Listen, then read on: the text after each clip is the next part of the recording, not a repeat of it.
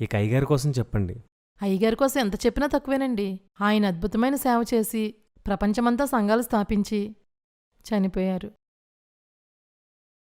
సంఘం ఎలా నడిపించాలో, ఏది ఎలా చెయ్యాలో అయ్యగారు ఒక పుస్తకం రాశారు. దానిలో ఎలా చెప్పబడిందో అలాగే మనం నడిపిస్తాం. అయ్యగారు చాలా ఫేమస్ కాబట్టి క్యాలెండర్ల మీద, పుస్తకాల మీద, పోస్టర్ల మీద, ఫ్లెక్స్ల మీద అయ్యగారు ఫోటో వేసి జనాన్ని గ్యాదర్ చేయొచ్చు. మరో పక్క ఆయన ఇంకా ఫేమస్ చేయొచ్చు. ఓహో, అయ్యగారు ఏం క్రమం చెప్పారేంటి? చర్చికి ఒక రొట్టె విరిస్తే సరిపడినంతమంది సభ్యులు మాత్రమే ఉండాలి. అంటే 300 మంది. అంతకంటే ఎక్కువ మంది వస్తుంటే వేరొక బ్రాంచ్ ఓపెన్ చేయాలి. అదేంటి? అయ్యగారంటే ఏంటనుకుంటున్నారు?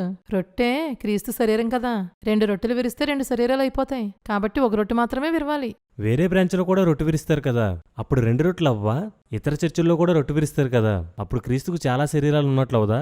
ఒకవేళ మీరు చెప్పింది కరెక్ట్ అనుకుంటే 1000 మందికి సరిపడా పెద్ద రొట్టె చేస్తే ఆ సంఘంలో 1000 మంది ఉన్నా తప్పు కాదు కదా.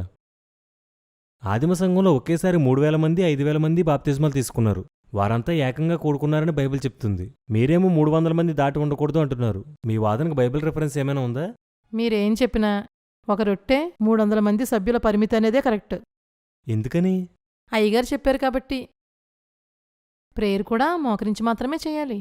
అలా చేస్తేనే దేవుడు వింటాడంట. అయ్యగారు చెప్పారు. అమ్మా, బైబిల్లో నిలబడి ప్రార్థించిన వాళ్ళు, పడుకుని కూర్చుని ప్రార్థించిన వాళ్ళు కూడా ఉన్నారు. దేవుడు ఎలాంటి ప్రార్థన వింటాడో, ఎలాంటి ప్రార్థన వినడో స్పష్టంగా చెప్పేశాడు. అందులో ప్రార్థించే భంగిమ కోసం ఎక్కడా చెప్పలేదు. లేదు బాబూ, అయ్యగారు చెప్పినట్లు మోకరించి ప్రార్థన చేస్తేనే సమాధానం వస్తుంది. అసలు అయ్యగారు చెప్పిందే కరెక్ట్ అని ఎందుకంటున్నారు?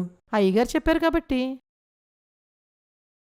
అయ్యగారి పుస్తకంలో ప్రారంభ ప్రార్థన ఎలా చేయాలో, ముగింపు ప్రార్థన ఎలా చేయాలో, స్మారక కూడికలో ఎలా ప్రార్థించాలో, కృతజ్ఞతా కూడికలో ఎలా ప్రార్థించాలో, వివాహంలో ఎలా ప్రార్థించాలో అన్నీ రాసేశారు. మనం అలాగే ప్రార్థించాలి. అలాగే ప్రార్థించడం అంటే దాన్ని గుర్తుపెట్టుకుని అప్పచెప్తారా, లేదా పుస్తకం తీసుకుని చదువుతారా?